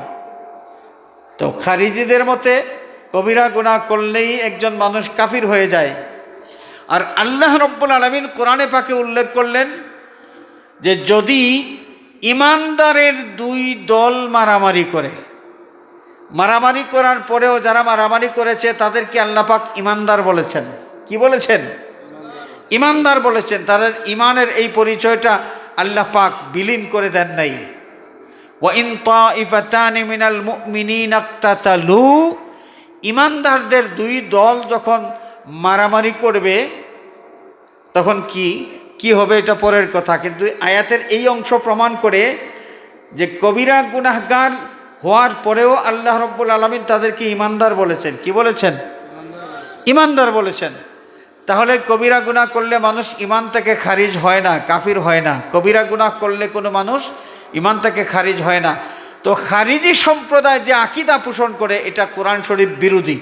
এটা কি? কোরআন শরীফ বিরোধী। মুতাজিলা সম্প্রদায় যারা এক সময় দাপটের সাথে এই পৃথিবীতে ছিল, তাদের খুব জৌলুস ছিল। আব্বাসীয় খেলাফতের যে 400 বছর, আব্বাসীয় খেলাফতের 400 বছরের মধ্যে শেষের দিকে 1-2 জন খলিফা এরা এই মুতাজিলাদের এই বিষয়গুলো বুঝতে পেরেছিলেন, তাদেরকে আর পৃষ্ঠপোষকতা করেন নাই। এর আগের যত আব্বাসীয় খলিফা ছিলেন রাষ্ট্রীয়ভাবে এই মুতাজিলাদেরকে সহযোগিতা করা হইতো। মুতাজিলিরা রাষ্ট্রীয় সহযোগিতা পাওয়ার মাধ্যমে তাদের কর্মকাণ্ড পরিচালনা করত। প্রায় 400 বছরের মধ্যে 450 বছরের মতো এই দীর্ঘ সময় মুতাজিলারা রাষ্ট্রীয় মদদপুষ্ট হয়ে তাদের আকীদা প্রচার করেছিল। তাদের আকীদার মধ্যে একটা হলো তারা নিজেদেরকে বলে আহলুত তাওহীদ ওয়াল আদলি। এরা ইনসাফপন্থী। ইনসাফপন্থী কেন বলে? তাদের মূল নীতি শুনেন, মূল নীতি। তারা বলে যে আল্লাহ রাব্বুল আলামিন ইনসাফকার, আল্লাহ পাক বেইনসাফি করতে পারেন না। এটা তো আমরাও বিশ্বাস করি কি না? আল্লাহ কি বেইনসাফ? তো মুতাজিলারা আল্লাহ রাব্বুল আলামিনকে ইনসাফকার বলার পরে তারা কি বলে জানেন? যে কোনো মানুষ যেটুকু ভালো কাজ করেছে, নেক আমল করেছে, সেই নেক আমল পরিমাণ সওয়াব ওই মানুষটাকে দান করা আল্লাহর উপর ওয়াজিব। কম বেশি করলে আল্লাহর ইনসাফ ঠিক থাকবে না। হিসাব করে যেই পরিমাণ আমল হবে, হিসাব করে আমলের সওয়াব তাকে দান করাই লাগবে। আর কোনো মানুষ যদি পাপ করলে যেই পরিমাণ পাপ করবে সেই পরিমাণ পাপের শাস্তি তাকে দিতেই হবে। কমও করা যাবে না, বেশিও করা যাবে না। কমও করা যাবে না, বেশিও করা যাবে না। এই যে তাদের মূলনীতি, এই মূলনীতির কারণে মুতাজিলারা ইসালে সওয়াব অস্বীকার করে। আমরা ইসালে সওয়াব করি কি করি না? ইসালে সওয়াবের পক্ষের মানুষ তো আমরা বিশ্বাস করি কোনো নেক আমল করার পর ওই আমলের সওয়াব যদি অন্য কাউকে দান করা হয় তাহলে যাকে দান করা হইল তিনি সেই সওয়াবের মালিক হয়ে যাবেন। যাকে দান করা হবে তিনি এই সওয়াবের কি মালিক হয়ে যাবেন। আমি আমল করলাম আর এই আমলের সওয়াবটা আরেকজনকে দান করলাম, আমলটা তো আমার, যাকে সওয়াব দান করলাম আমলটাই সওয়াবের আমল তো তার নয়। তো আল্লাহ রাব্বুল আলামিন যদি ওই ব্যক্তিকে আরেক ব্যক্তির আমলের সওয়াব দান করেন তাহলে আল্লাহর ইনসাফ ঠিক থাকবে না। কারণ যে যে পরিমাণ আমল করবে সেই পরিমাণ সওয়াব আল্লাহ পাক তাকে দিবেন। বেশিও করবেন না, কমও করবেন না। বেশ কম করলে কি হয়ে যাবে? আল্লাহর বেইনসাফি হয়ে যাবে। আমরা কি বুঝতে পেরেছি? তারা ইসালে সওয়াব বিশ্বাস করে না। ইসালে সওয়াব যারা বিশ্বাস করে না, এদের এই আকীদাটা সম্পূর্ণরূপে তাদের মন গড়া আহলে সুন্নাত ওয়াল জামাতের আকীদা, যে ইসালে সওয়াব করলে এটা কাজে লাগে। এটা কি হয়? কাজে লাগে। এটা সার্থক একটা বিষয়, সার্থকের অর্থ আছে, অর্থপূর্ণ একটা বিষয়। কোনো মানুষ আমল করে সওয়াব কাউকে দান করলে ওই ব্যক্তি সওয়াবের মালিক হবে। আমাদের নবী করিম সাল্লাল্লাহু আলাইহি ওয়াসাল্লাম এই প্রসঙ্গে অসংখ্য হাদিসের মাধ্যমে আমাদেরকে জানিয়ে দিয়ে গেছেন। মুয়াত্তা মালিকের মধ্যে এসেছে, আল্লাহর নবী সাল্লাল্লাহু আলাইহি ওয়াসাল্লামের ইরশাদ ফরমান, আল্লাহ রাব্বুল আলামিন একজন জান্নাতি ব্যক্তিকে জান্নাতের উচ্চ মর্যাদা দান করবেন। জান্নাতের উচ্চ মর্যাদা পাওয়ার পরে সেই লোকটা চিন্তা করবে, দুনিয়ার জীবনে আমি যত আমল করেছি, আমার আমল তো জান্নাতের এই উচ্চ মর্যাদা পাওয়ার মতো আমল আমি করতে পারি নাই। প্রশ্ন জাগবে, এত বেশি আমল আমি করতে পারলাম না, জান্নাতের উচ্চ মর্যাদা পাওয়ার মতো আমল আমি করতে পারলাম না, তাহলে মর্যাদাটা পাইলাম কেমনে? আল্লাহ রাব্বুল আলামিনের দরবারে ওই ব্যক্তি প্রশ্ন করবেন, ইয়া রব্বি আন্না লি হাযিহি, মালিক মাওলা আমি কেমনে পাইলাম? এই মর্যাদায় আসার মতো আমল তো আমি করতে পারি নাই। আল্লাহ রাব্বুল আলামিনের পক্ষ থেকে জবাব দেওয়া হবে, আমার বান্দারে, জান্নাতের উচ্চ মর্যাদা পাওয়ার মতো আমল তুমি নিজে করতে পারো নাই, এটা সত্য, কিন্তু এই উচ্চ মর্যাদা তুমি কেমনে পেয়েছ? দুনিয়া থেকে আসার সময় নেক সন্তান তুমি পৃথিবীতে রেখে এসেছো। তুমি মারা যাওয়ার পরে তোমার নেক সন্তান তোমার জন্য দোয়া করেছে, তোমাকে সওয়াব দান করেছে, তোমাকে ইসালে সওয়াব করেছে। আর সন্তানের নেক আমলের সওয়াব তোমাকে দান করার পর তোমার আমলনামার মধ্যে সওয়াবের পরিমাণ বৃদ্ধি পেয়ে গেছে, এবং বেশি সওয়াবের কারণে জান্নাতের এই উচ্চ মর্যাদার অধিকারী তুমি হইতে পেরেছ। তাহলে একজনের আমলের কারণে আরেকজনের উপকার হয় কি হয় না? একজনের আমলের সওয়াব আরেকজন পায় কি পায় না?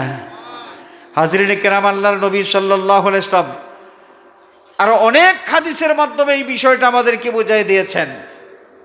কোরআনে কারীম সবচাইতে বেশি যিনি বুঝেন তিনি হচ্ছেন যার প্রতি কোরআন শরীফ নাজিল হয়েছে, আল্লাহর বন্ধু মুহাম্মদুর রাসূলুল্লাহ সাল্লাল্লাহু আলাইহি ওয়াসাল্লাম। এই মুতাজিলারা এই ইসালে সওয়াব অস্বীকার করতে গিয়ে একটা আয়াত দলিল দেয়, লাইসা লিল ইনসানি ইল্লা মা সাআ, মানুষ নিজে যা আমল করবে কেবলমাত্র নিজের আমলের সওয়াবটাই মানুষ লাভ করবে, নিজের আমলের সওয়াব লাভ করবে। তার মানে অন্য কোনো মানুষের আমলের সওয়াব কোনো মানুষ ভোগ করতে পারবে না। যে কোরআন শরীফের এই আয়াতের অপব্যাখ্যা দেওয়ার মাধ্যমে তারা ইসালে সওয়াব অস্বীকার করেছে এই আয়াতের মাধ্যমে। এই আয়াত আল্লাহ নবী বুঝেন কি বুঝেন না? নবী করিম সাল্লাল্লাহু আলাইহি ওয়াসাল্লাম কোরআন শরীফ বেশি বুঝেন না মুতাজিলা বেশি বুঝে? আল্লাহ রসুল কোরআনে কারীম বেশি বুঝেন নাকি মুতাজিলার গোষ্ঠী ইসালে সওয়াব যারা অস্বীকার করে তারা বেশি বুঝে? নবীজি বেশি বুঝেন তো। তো সেই নবী আমাদেরকে কি শুনাইলেন শুনেন। এক হাদিস শরীফের মধ্যে এসেছে, মান তাসাদ্দাকা মিনকুম বিসাদাকাতিন তাতাওয়ান ফালিয়াজআলহা লিআবাওয়াইহি ফাইন্না আজরুহা লাহুমা ওয়ালা ইয়ানকুস মিন উজুরিহিম শাই। আল্লাহ নবী সাল্লাল্লাহু আলাইহি ওয়াসাল্লামের ইরশাদ ফরমান, আমার উম্মতেরা, তোমাদের মধ্যে যারা নফল সদকা খয়রাত করবে, নফল সদকা আমরা বুঝি তো, সদকার মধ্যে কিছু সদকা আছে, মনে করেন যাদের উপর জাকাত ফরজ হয়, জাকাতটাও একটা সদকা, কিন্তু এটা ফরজ, সদকাতুল ফিতির এটা হচ্ছে ওয়াজিব। জাকাত আর ফিতরা ছাড়াও তো আমরা মাঝে মাঝে মানুষকে সহযোগিতা করি, সাহায্য করি। সদকা খয়রাত 50 টাকা, 100 টাকা, 500 টাকা, আরেকজনের ঔষধের জন্য 1000 টাকা, ঘর বানানোর জন্য 50,000 টাকা, এইভাবে দান খয়রাত করে থাকেন। এগুলো সব হচ্ছে নফল সদকা। নবীজি বলেন, মান তাসাদ্দাকা মিনকুম বিসাদাকাতিন তাতাওয়ান, তোমাদের মধ্য থেকে কেউ যখন নফল সদকা করবে, ফালিয়াজআলহা লিআবাওয়াইহি, তাহলে এই নফল সদকাটা যেন তার মা বাবার জন্য সেই করে, অর্থাৎ সে নিয়ত করবে এই সদকার সওয়াবটা তার মা বাবা যেন লাভ করেন। ইসালে সওয়াব, ইসালে সওয়াব।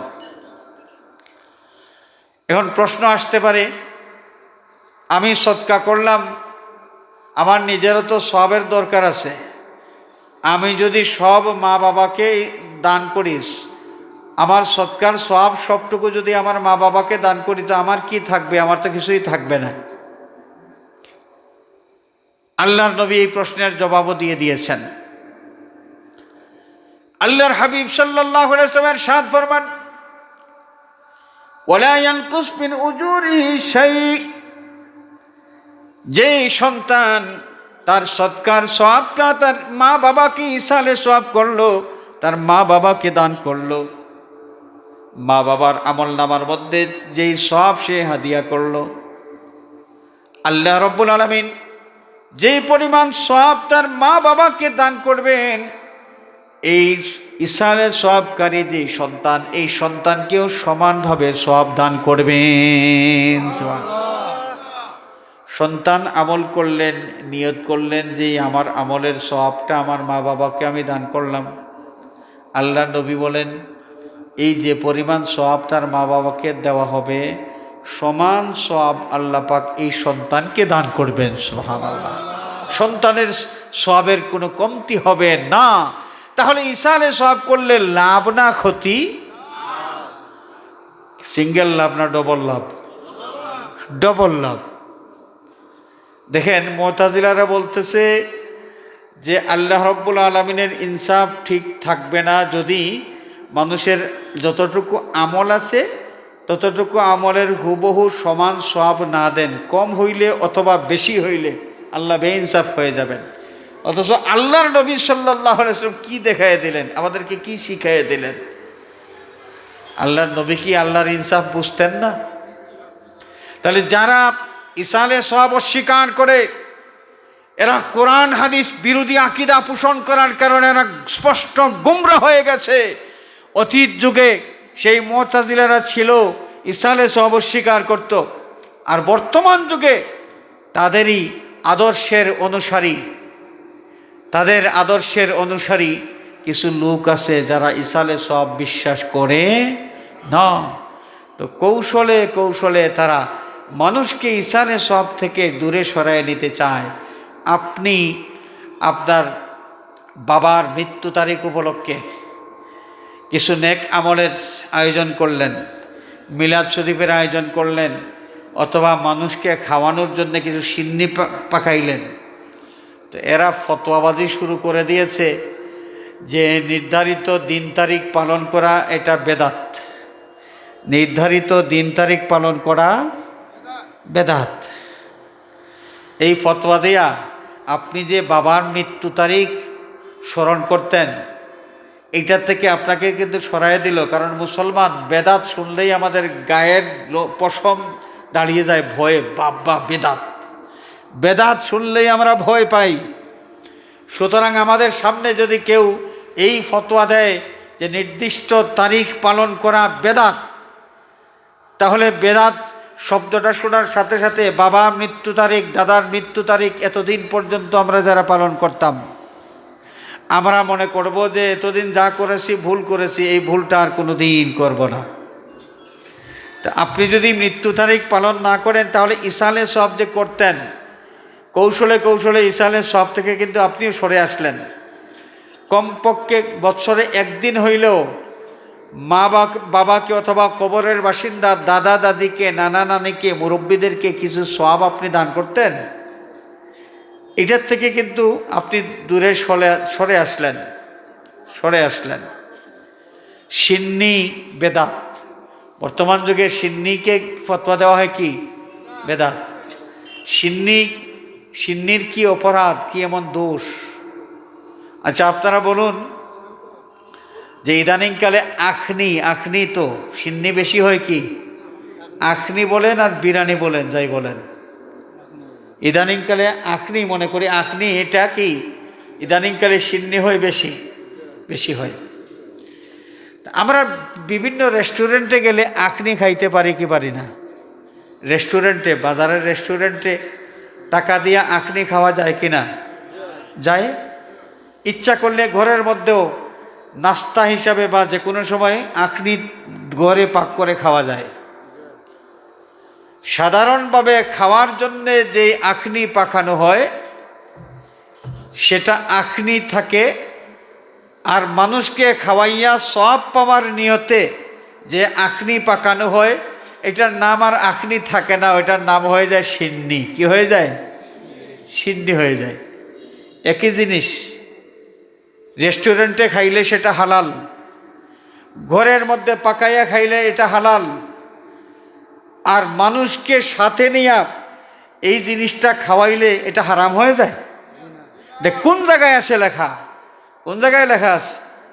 তো সিন্নি হারাম কোনো কিতাবের মধ্যে নাই। আরে বাবারে, কিতাবের মধ্যে সব আছে, কিতাব পড়ে বুঝতে হলে কিছু গিলু থাকা লাগে,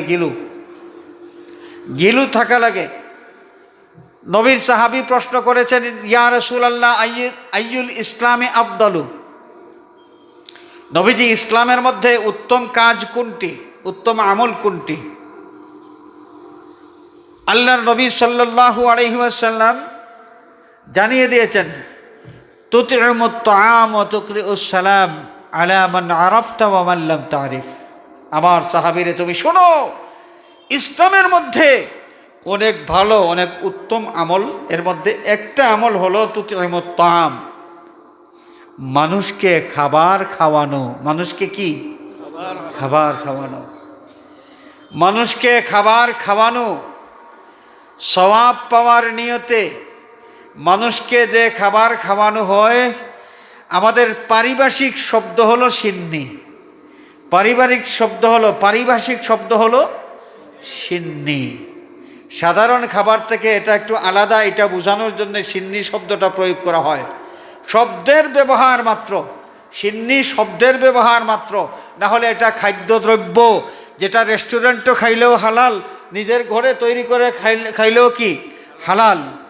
এই জিনিসটাই মানুষকে খাওয়াইয়া সওয়াব পাওয়ার নিয়ত করা হয়েছে, এই জন্য আলাদা পরিচয় হিসাবে এর নাম হয়েছে সিন্নি। তো সিন্নি খাওয়া হারাম, এটা কোন কিতাবের মধ্যে আছে? আজকাল তো সিন্নি উঠে গেছে। সিন্নি উঠানোর মাধ্যমে কিছু লোকের কিছু ফায়দা হয়েছে। মানুষ সিন্নি যদি না করে তাহলে 2 লক্ষ টাকা 3 লক্ষ টাকা তার বেঁচে গেল। ওইগুলো যদি কালেকশন করা যায়, আর কালেকশনের 20% যদি পাওয়া যায় পার্সেন্টেজ হারে, তাহলে 2 লাখ টাকা কালেকশন করলে এর 20% মানে 5 ভাগের 1 ভাগ হলো 40,000 টাকা। এক কাস্টমারের কাছ থেকেই 40,000 টাকা পকেটে ঢোকানো যায়। খেয়াল করছেন? এত লাভের ব্যবসা কে ছাড়তে চায়? এই সিন্নি বেদাত ফতোয়া দিয়া মানুষকে বিভ্রান্ত করা হচ্ছে। ইসলামী শরীয়ত যেই কাজকে হালাল বলেছে, সেই হালালকে নিজেদের মন গড়া ফতোয়ার মাধ্যমে হারাম করা হচ্ছে। আজকে এই ফতোয়াবাজি কিন্তু চলতেছে। তো ইসালে সওয়াব এটা অস্বীকার করা, এটা মুতাজিলাদের আকীদা। আর আহলে সুন্নাত ওয়াল জামাতের আকীদা, আমাদের নবী করিম সাল্লাল্লাহু আলাইহি ওয়াসাল্লাম আমাদেরকে যা শিখিয়ে দিয়েছেন, যেদিকে আমাদেরকে উৎসাহিত করেছেন, অনুপ্রাণিত করেছেন যে আমার উম্মত তুমি দান খয়রাত করবে, এক কাজ করো, নিয়ত করো, এই দানের সওয়াব যেন তোমার আব্বা আম্মার রুহের মধ্যে পৌঁছে যায়। নিয়ত করলেই লাভ। তোমার আব্বা আম্মাকে সওয়াব দেওয়া হবে, আল্লাহ পাক দান করবেন, আর যেই পরিমাণ সওয়াব তারা পাবেন তুমিও সমান সওয়াব পেয়ে যাবে, সওয়াব থেকে তুমিও বঞ্চিত হবে না। নবীর সাহাবী যার আম্মাজান হঠাৎ করে ইন্তেকাল করেছেন, সেই সাহাবীর মনের মধ্যে একটা আফসোস, হায় হায় রে, মারা যাওয়ার আগে আমার মা যদি নসিহত করার সুযোগ লাভ করতেন, তাহলে হয়তোবা আমাকে ভালো কিছু আমলের কথা নসিহত করতেন। আমার মা যদি নসিহত করার সুযোগ লাভ করতেন, এই সময়টা যদি পাইতেন, তাহলে হয়তোবা সদকা করার কথা আমাকে নসিহত করতেন। কিন্তু কোনো কথা বলার, কোনো নসিহত করার কোনো সুযোগ পান নাই। হঠাৎ করে তিনি ইন্তেকাল করেছেন। এখন সাহাবীর মনের মধ্যে একটা প্রশ্ন জাগে যে আমি যদি সদকা করি, এই সদকার সওয়াবটা যদি আমার আম্মাজানকে আমি দিতে চাই, মায়ের পক্ষ থেকে আমি যদি সদকা করি, তাহলে আমার সদকার সওয়াবটা কি আমার মা পাবেন? এটা হলো প্রশ্ন। এই প্রশ্ন নিয়ে তিনি হাজির হয়ে গেছেন আল্লাহর নবী সাল্লাল্লাহু আলাইহি ওয়াসাল্লামের খেদমতে। নবীজির খেদমতে হাজির হয়ে সাহাবী আরজ করেন, ইয়া রাসূলুল্লাহ, ইয়া হাবিবাল্লাহ, ইন্না উম্মি কাদ উফতুলিতাত নাফসুহা ওয়া আযুন্নুহা লাউ তাকাল্লামাত তাসাদ্দাকাত আফালাহা আজরুন ইন আতাসাদ্দাকু আনহা। ইয়া রাসূলুল্লাহ, আমার আম্মা জান হঠাৎ করে ইন্তেকাল করেছেন। আমার ধারণা, আমার মনে হয় মা যদি নসিহত করার সুযোগ লাভ করতেন, আমাকে কিছু বলার মতো সময় যদি পাইতেন, আমার ধারণা যে আমার মা আমাকে নসিহত করতেন, বাবা আমার জন্য তুমি সদকা করবে। আমার মন চায় আমার মায়ের জন্য আমি কিছু সদকা করি। ইয়া রাসূলুল্লাহ, আমি যদি সদকা করি, তাহলে আমার সদকার সওয়াবটা কি আমার আম্মাজান লাভ করবেন? আমার আম্মার আমলনামার মধ্যে কি এই সওয়াব পৌঁছবে? আল্লাহর নবী সাল্লাল্লাহু আলাইহি ওয়াসাল্লাম জবাব দিলেন, নাম, আমার সাহাবীরে, তোমার মায়ের ইসালে সওয়াবের নিয়তে, মাকে সওয়াব দান করার নিয়তে কোনো সদকা যদি তুমি করো, তাহলে এই সদকার সওয়াবটা তোমার মায়ের আমলনামার মধ্যে পৌঁছে যাবে। ইসালে সওয়াব আছে কি নাই? আছে। এটা হচ্ছে আহলে সুন্নাত ওয়াল জামাতের আকীদা। মা আনা আলাইহি ওয়া আসহাবি, আল্লাহর নবী যাদের পরিচয় দিয়েছেন এইভাবে যে আমি নবী এবং আমার সাহাবীরা যেই পথে, এই পথে যারা থাকবে এরাই হচ্ছে নাজাতপ্রাপ্ত দল, আর এরাই হচ্ছে সুন্নি মুসলমান। হাজরিন, যে শাফাআতের বিষয় আছে, একজন মানুষ পাপ করলো, তো মুতাজিলারা বলে যে পাপী ব্যক্তি যেটুকু পাপ করবে তাকে তার পাপ অনুসারে সমানভাবে সওয়াব দেওয়া লাগবে, শাস্তি দেওয়া লাগবে। কম হইলেও চলবে না, বেশি হইলেও চলবে না। কম বেশি হইলে কি হয়ে যাবে? আল্লাহর বেইনসাফি হয়ে যাবে। আপনারা কথাগুলো খেয়াল দিয়ে শুনবেন। পাপী ব্যক্তি, মুতাজিলাদের আকীদা, মূলনীতি হলো পাপী ব্যক্তি যেটুকু পাপ করবে তার পাপ অনুযায়ী শাস্তি ওই লোকটাকে দেওয়া আল্লাহর উপর ওয়াজিব। কম বেশি হইলে আল্লাহর বেইনসাফি হয়ে যাবে, ইনসাফ ঠিক থাকবে না। এখন এক ব্যক্তি পাপ করলো, পাপ করার পর ঈমান আছে কিন্তু পাপ করেছে, ওই পাপী লোকটার জন্য কেউ আল্লাহর কাছে সুপারিশ করলো, যায় আল্লাহ, আল্লাহ এই লোকটাকে তুমি মাফ করে দাও। আল্লাহ রব্বুল আলামিন ওই আরেকজনের সুপারিশের কারণে যদি ওই লোকটাকে মাফ করে দেন, তাহলে যে পরিমাণ পাপ করেছে সেই পাপের অনুযায়ী শাস্তি সে পাইল না। আর শাস্তি যদি না পায়, আল্লাহ পাক তাকে সেই পরিমাণ শাস্তি যদি না দেন, তাহলে আল্লাহর ইনসাফ ঠিক থাকলো না। এই নীতির উপর নির্ভর করে এরা শাফাআত অস্বীকার করে। শাফাআত কি করে? অস্বীকার করে। হাজরিন, এই যে মুতাজিলারা শাফাআত অস্বীকার করে, অথচ কোরআন হাদিস কি বলে? কোরআন শরীফ, হাদিস শরীফ থেকে শাফাআতের প্রসঙ্গে কি জানা যায়? যা পাওয়া যায়, সুন্নি মুসলমান যারা কোরআন হাদিস অনুযায়ী শাফাআতের উপর বিশ্বাস রাখেন, কোরআন হাদিস অনুযায়ী শাফাআতের উপর কি বিশ্বাস রাখেন। আহলে সুন্নাত ওয়াল জামাতের আকীদা, কিয়ামতের দিন কোনো মানুষ যদি, কোনো ঈমানদার ব্যক্তি যদি তার পাপের কারণে জাহান্নামী হয়ে যায়, আর আল্লাহ রব্বুল আলামিনের দরবারে ওই পাপী ইমানদারের জন্যে যদি কেউ সুপারিশ করে, আল্লাহ রব্বুল আলামিন দয়া করে সেই সুপারিশ বা শাফাআত কবুল করে এই পাপী লোকটাকে মাফ করে দিয়ে জাহান্নাম থেকে রেহাই দিয়ে জান্নাতে দাখিল করায় দিতে পারেন। এটা হচ্ছে আহলে সুন্নাত ওয়াল জামাতের আকীদা। এই আকীদার ব্যাপারটা এরা এটা নিয়ে বিতর্ক তৈরি করেছে মুতাজিলারা। ওই যে আগে বললাম আল্লাহর বেইনসাফি হয়ে যাবে, এই নীতির উপর নির্ভর করে তারা এই শাফাআত অস্বীকার করে। হাজিরিনে কেরাম, কোরআনে কারীমের মধ্যে অনেক আয়াত আছে যে আয়াতের মধ্যে বলা হয়েছে ফামা তানফাউহুম শাফাআতুশ শাফিঈন, ফামা তানফাউহুম শাফাআতুশ শাফিঈন। পাপী ব্যক্তি যারা, পাপী লোকদের জন্য কারো শাফাআত গ্রহণযোগ্য হবে না। এই তো কোরআন শরীফের আয়াত তারা পেয়ে গেছে, এই আয়াত দিয়া দলিল দিয়ে তারা বলে যারা পাপ করেছে তাদের জন্য কারো শাফাআত গ্রহণযোগ্য হবে না। কিয়ামতের দিন কেউ কারোর জন্য কিছুই করিতে পারিবে না, এমনকি নবীও আমাদের জন্য কিছুই করিতে পারিবেন না। নাউজুবিল্লাহ বলেন। একটা জ্ঞান পাপী বইয়ের মধ্যে লিখে দিয়েছে যে আমার হাতের লাঠি, লাঠির উপর ভর দিয়ে আমি চলতে পারি, এই লাঠি আমাকে যতটুকু উপকার দিতে পারে কিয়ামতের দিন নবীজি এই লাঠির মতো কোনো উপকার কাউকে দিতে পারবেন না। লাঠি যতটুকু উপকার আমাকে দিল, আমি লাঠির উপর ভর করে চলতে পারি, এই উপকারটা আমি লাঠির থেকে পাইলাম।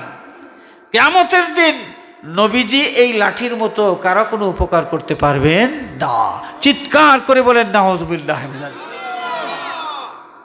এই যে কেউ কারোর জন্য কিছুই করিতে পারিবে না, ফামা তানফাউহুম শাফাআতুশ শাফিঈন, এই আয়াত দলিল দিয়া তারা বুঝাইতে চায় পাপী ব্যক্তি পাপ করেছে, জাহান্নামের আগুনে জ্বলবে, শাস্তি পাবে, কেউ সুপারিশ করলে কোনো লাভ হবে না। অথচ তাফসীরের কিতাব খুলে দেখেন, শানে নুজুল খুলে দেখেন, আয়াতের প্রাসঙ্গিক আলোচনা পর্যালোচনা করে দেখেন, এখানে পাপী বলতে কাদেরকে বোঝানো হয়েছে? পাপী এক ধরনের পাপী হলো শিরিক আর কুফুরির পাপের পাপী, আর আরেক ধরনের পাপী হলো যে বদ আমলের পাপী। ঈমান আছে কিন্তু বদ আমল করেছে, এই হলো এক পাপী। আর আরেক পাপী হলো তার ঈমান নাই, ঈমান না আনার পাপ, শিরিক করার পাপ। দুই পাপীর মধ্যে বেশ কম। শিরিক করার পাপ যাদের মধ্যে আছে এই পাপীরা জাহান্নামে ঢুকবে, সেখান থেকে আর বের হওয়ার কোনো সুযোগ নাই। কোনোভাবে কোনো কৌশলে কারো সুপারিশে জাহান্নাম থেকে তারা বের হতে পারবে না। কেন না? আল্লাহ পাক নীতি নির্ধারণ করেছেন, ইন্নাল্লাহা লা ইয়াগফিরু আন ইউশরাকা বিহি ওয়া ইয়াগফিরু মা দুনা যালিকা লিমান ইয়াশা। যারা শিরিক করে, বেঈমান যারা, আল্লাহ পাক তাদেরকে কখনো কোনোভাবে মাফ করে দেবেন না, কেউ সুপারিশ করলেও না। সুতরাং ফামা তানফাউহুম শাফাআতুশ শাফিঈন, এই বেঈমান যারা, তাদের জন্য কেউ সুপারিশ করলে কারো সুপারিশ কোনো কাজে লাগবে না, কারো শাফাআত তাদের কোনো উপকার দিতে পারবে না। এটা কাফিরদের ব্যাপারে এই কথাগুলো বলা হয়েছে। কার ব্যাপারে? কাফিরের ব্যাপারে বলা হয়েছে। যেই আয়াত, যেই বক্তব্য, এই আয়াতগুলো ইমানদার পাপী যারা আমলের কারণে পাপী হয়েছে এদের ক্ষেত্রে ওই আয়াত এনে তারা জোড়া লাগিয়ে অপব্যাখ্যার মাধ্যমে তারা শাফাআত অস্বীকার করে। আমরা কি বুঝতে পেরেছি? তাহলে ফামা তানফাউহুম শাফাআতুশ শাফিঈন, এই ধরনের যত আয়াত আছে যে কারো সুপারিশ কোনো কাজে লাগবে না, সমস্ত আয়াত কিন্তু কাফিরদের ব্যাপারে। কার ব্যাপারে? কাফিরদের ব্যাপারে। আমাদের মনে রাখতে হবে। আর ইমানদারের ব্যাপারে কি আছে? ইমানদারের ব্যাপারে শোনেন, আয়াতুল কুরসি আমাদের মুখস্থ আছে তো? আয়াতুল কুরসি আল্লাহু লা ইলাহা ইল্লা হুয়াল হাইয়ুল কাইয়ুম। এই আয়াতুল কুরসির মধ্যে এসেছে মান যাল্লাযী ইয়াশফাউ ইনদাহু ইল্লা বিইযনিহি, কে আছে আল্লাহর কাছে শাফাআত করবে, সুপারিশ করবে, আল্লাহ যাকে অনুমতি দিয়েছেন সে ছাড়া। তার মানে আয়াত প্রমাণ করছে এই কথা যে আল্লাহর কাছে শাফাআত করার অনুমতি যাদেরকে আল্লাহ পাক দিবেন তারা শাফাআত করতে পারবেন, তারা শাফাআত করতে পারবেন। তাহলে বোঝা গেল শাফাআত একটা বিষয় আছে। একটা উদাহরণ দিয়া এই বিষয়টা আরও স্পষ্ট করে আমরা বোঝার চেষ্টা করি। বলা হইল যে টিকিট ছাড়া কেউ এই প্যান্ডেলের ভিতরে প্রবেশ করতে পারবেন না। টিকিট ছাড়া কেউ এই প্যান্ডেলের মধ্যে প্রবেশ করতে পারবেন না যদি বলা হয়, তাহলে এই কথা কি বোঝায় যে প্যান্ডেলের ভিতরে কেউ আসতে পারবেন না? কেউই আসতে পারবেন না, নাকি যাদের টিকিট আছে তারা আসতে পারবে? এই কথা তারা কি বোঝায়? যাদের টিকিট আছে তারা আসতে পারবেন, প্রবেশ করতে পারবেন। আয়াতে বলা হয়েছে যে আল্লাহর অনুমতি ছাড়া কে আছে আল্লাহর কাছে শাফাআত করবে। এর অর্থ হলো শাফাআতের অনুমতি আল্লাহ রাব্বুল আলামিন যাদেরকে দেবেন তারা আল্লাহর কাছে শাফাআত করতে পারবেন। আল্লাহর কাছে কি করতে পারবেন? শাফাআত কার জন্য করবেন? পাপীদের জন্য করবেন। এই পাপী কারা? মুশরিক না, মুশরিকের জন্য শাফাআত করলে কাজ হবে না, এটা তো আল্লাহ পাক জানিয়ে দিয়েছেন। তাহলে কার জন্য শাফাআত করবেন? ইমানদার, কিন্তু বদ আমলের কারণে সে পাপী হয়ে গেছে, বদ আমলের কারণে সে কি হয়ে গেছে? পাপী হয়ে গেছে। এদের জন্য শাফাআত করতে পারবেন তারা যাদেরকে আল্লাহ রাব্বুল আলামিন শাফাআতের অধিকার দেবেন। তো শাফাআতের অধিকার কাদেরকে দেওয়া হয়েছে এটা আমাদের নবী করিম সাল্লাল্লাহু আলাইহি ওয়াসাল্লাম হাদিস শরীফের মাধ্যমে কিন্তু আমাদেরকে জানিয়ে দিয়েছেন। অনেক মানুষ যাদেরকে শাফাআতের অধিকার দেওয়া হয়েছে আল্লাহর নবী সাল্লাল্লাহু আলাইহি ওয়াসাল্লাম তার জবান মোবারকের মাধ্যমে আমাদেরকে জানিয়ে দিয়েছেন। আমল ওজন করার পরে, আখেরাতে আমল ওজনের পরে যেই সমস্ত মানুষ জান্নাতি হয়ে যাবেন সেই জান্নাতি ব্যক্তিদেরকে আল্লাহ রাব্বুল আলামিন স্পেশাল পাওয়ার দেবেন। কোনো পাপী ব্যক্তির জন্য জান্নাতি ব্যক্তিরা শাফাআত করতে পারবেন। যেমন একটা হাদিস আল্লাহ নবী ইরশাদ ফরমান, কিয়ামতের দিন আমল ওজনের পর কারা জান্নাতি আর কারা জাহান্নামী আলাদা করে সারিবদ্ধ করে দাঁড় করানো হবে। জান্নাতি ব্যক্তিদের কাতার থেকে এক লোক জান্নাতের দিকে রওনা করবে, বেহেশতে যাওয়া শুরু করবে। ওই লোকটা জাহান্নামী ব্যক্তিদের লাইনের সামনে দিয়া যখন যাবে, ওই জাহান্নামীদের লাইন থেকে একজন পাপী ইমানদার ব্যক্তির ডাক দিয়ে বলবে, ভাই তুমি কই যাও? এই জান্নাতি লোক বলবে যে, ভাই আমার খুশির খবর, আল্লাহ রাব্বুল আলামিন আমার জন্য জান্নাত ঠিকানা নির্ধারণ করেছেন, আমার সেই ঠিকানা জান্নাতের দিকে আমি রওনা করেছি। তখন ওই জাহান্নামী লোকটা সে বলবে, ভাই রে তোমার কি মনে আছে দুনিয়ার জীবনে, দুনিয়াতে থাকা অবস্থায় আমি অমুক দিন তোমার এই উপকারটা করেছি। আল্লাহর নবী সাল্লাল্লাহু আলাইহি ওয়াসাল্লামের ইরশাদ ফরমান, দুনিয়ার জীবনে কোনো মানুষ যদি এক গ্লাস পানি পান করাইয়াও কোনো মানুষের উপকার করে থাকে, কিয়ামতের দিন ওই এক গ্লাস পানি পান করানোর কথা স্মরণ করে দিয়ে ওই জাহান্নামী লোকটা বলবে, ভাই আমি যে তোমার উপকার করলাম, আজকে আমি বিপদের মধ্যে আছি, জাহান্নামে দেওয়ার জন্য আমাকে সারিবদ্ধ করে দাঁড় করানো হয়েছে, জাহান্নামেদের লাইনে আমাকে দাঁড় করানো হয়েছে, আমি বিপদের মধ্যে আছি, এই বিপদের মধ্যে রেখে আজকে তুমি কি করে জান্নাতে যাইতে পারো? বেহেশতি লোকটা তখন দাঁড়িয়ে যাবেন, বেহেশতের দিকে রওনা দিয়েছিলেন কিন্তু আর যাবেন না, এখানে থেমে যাবেন। তার স্মরণ হয়ে যাবে যে এই লোকটাই তো দুনিয়ার জীবনে আমার এই উপকার করেছে। দয়া লাগবে, মায়া লাগবে, যেই লোকটা যে দুনিয়ার জীবনে আমার উপকার করলো, আজকে এই বিপদের মধ্যে রাখি আমি কি করে বেহেশতে যাই? মন মানে না। জান্নাতি লোকটা তখন আল্লাহ রাব্বুল আলামিনের দরবারে ফরিয়াদ করবে, ও গো মওলা, আমার এই ভাই দুনিয়ার জীবনে আমার উপকার করেছে, তাকে এই অবস্থায় রেখে আমি জান্নাতে যাইব, আমার মন মানে না। আমি তোমার দরবারে সুপারিশ করছি, মেহেরবানি করে এই লোকটাকে তুমি মাফ করে দাও। যে আল্লাহ রাব্বুল আলামিন দয়া মায়ার গুণকে 100 ভাগ করে 1 ভাগ গোটা সৃষ্টিকুলের মধ্যে বিতরণ করে দিয়েছেন, আর 99 ভাগ দয়া মায়ার গুণ আল্লাহ পাক নিজের জন্য রেখে দিয়েছেন। সেই দয়াল আল্লাহ যখন শুনবেন একজন মানুষ তার আরেকজন জাহান্নামী ভাইয়ের কথা শুনে বরদাস্ত করতে পারে নাই, তার দয়া লেগেছে, সেই শাফাআত করেছে, আল্লাহ পাক মেহেরবানি করে জান্নাতি ব্যক্তির শাফাআত কবুল করার মাধ্যমে জাহান্নামী লোকটাকে মাফ করে দিয়ে ওই জান্নাতি লোকের সাথী বানাইয়া জান্নাতে দাখিল করায় দেবে।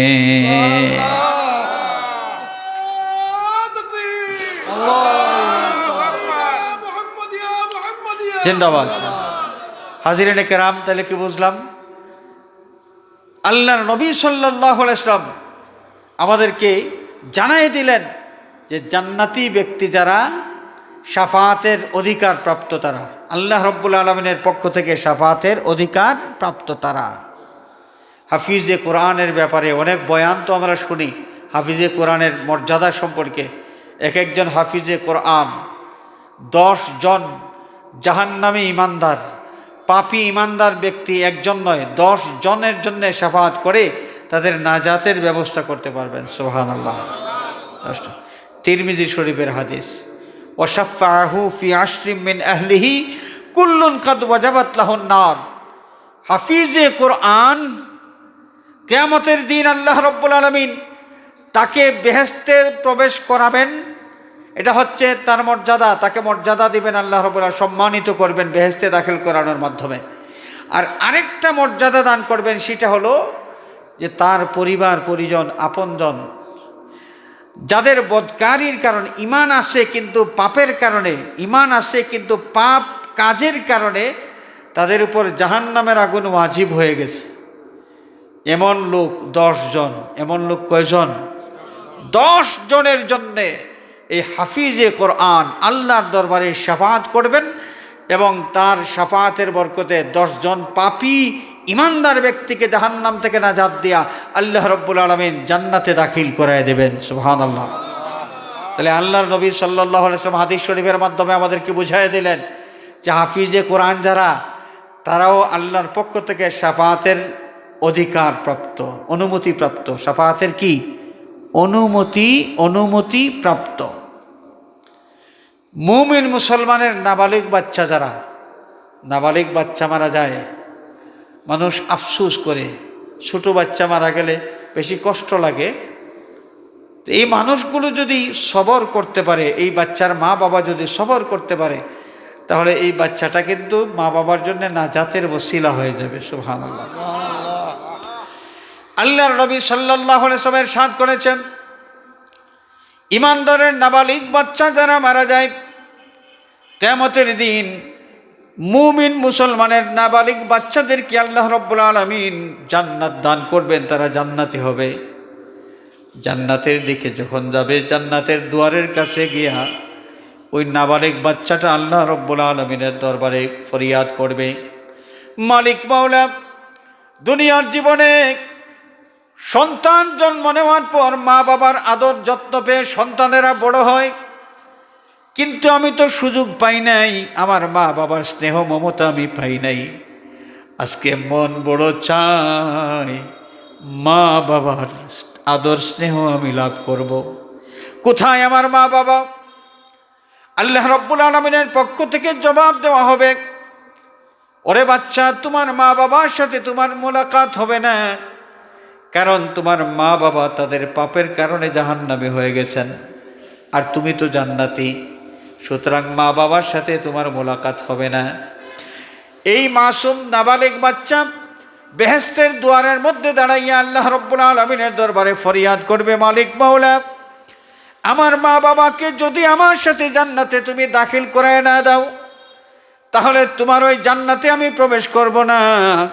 এবং দুয়ারে দাঁড়াইলাম, এই দরজা দিয়া আর কোনো মানুষকেও ওই জান্নাতে প্রবেশ করতে দেব না।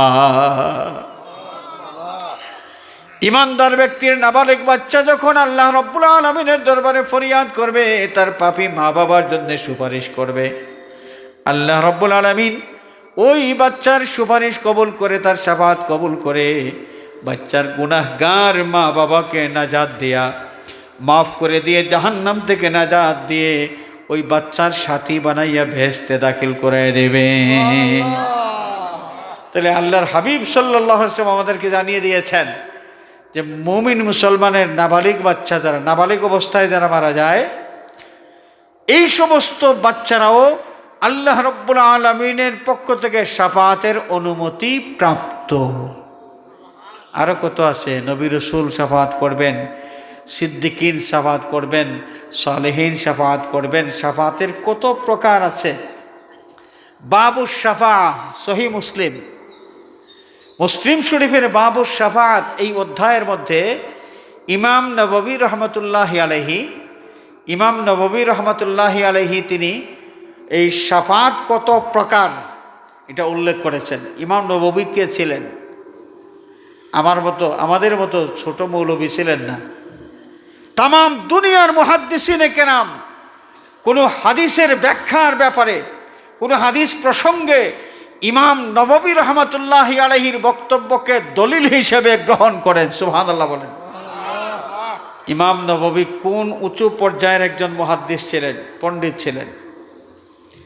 সেই ইমাম নববী রহমতুল্লাহি আলাইহি তিনি শাফাআতের আকসাম বা বিভিন্ন প্রকারের শাফাআতের কথা আলোচনা করেছেন।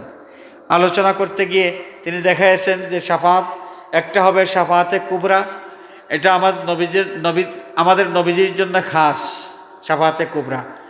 এরপরে আরও তামাম আম্বিয়া কেরামের শাফাআতের একটা কিসিম, ফিরিস্তাদের শাফাআতের একটা কিসিম, নেককার মানুষ যারা, নেককার বলতে আল্লাহর মহব্বতের বন্দা আউলিয়া কেরাম যারা, তাদের শাফাআতের একটা প্রকার। এইভাবে তিনি শাফাআত প্রধানত প্রায় 6 প্রকার শাফাআতের কথা তিনি উল্লেখ করেছেন। সুবহানাল্লাহ। তো কোরআন হাদিসের মাধ্যমে শাফাআত যেটা প্রমাণিত, মুতাজিলিরা তারা নিজেদের যুক্তির উপর নির্ভর করে এই বিষয়টাকে অস্বীকার করে শাফাআতের বিরুদ্ধে কথা বলে, আর তাদের সুরের সাথে সুর মিলাইয়া বর্তমান যুগেও নব্য মুতাজিলা যারা শাফাআত অস্বীকার করে, কেউ কারো জন্য কিছুই করিতে পারিবে না ইত্যাদি ইত্যাদি, এই পাগলামে বক্তব্য যারা দেয়, এদের এই বক্তব্যটা কোরআন হাদিস বিরোধী। এই বক্তব্যটা হচ্ছে একটা গুমরাহি বক্তব্য। এই আকীদা যারা পোষণ করে যে শাফাআত কোনো কাজে আসবে না, পাপী ইমানদারদের জন্য শাফাআত কোনো কাজে লাগবে না, এই আকীদা যারা পোষণ করে এটা গুমরাহ। এরা কারা? গুমরাহ, এরা গুমরাহ, পথভ্রষ্ট।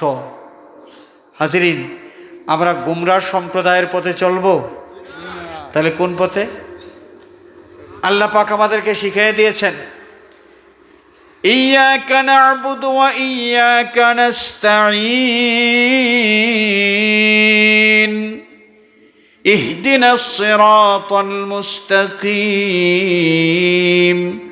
সিরাতাল লাযীনা আন'আমতা আলাইহিম গায়রিল মাগদুবি আলাইহিম ওয়ালাদ-দাল্লিন।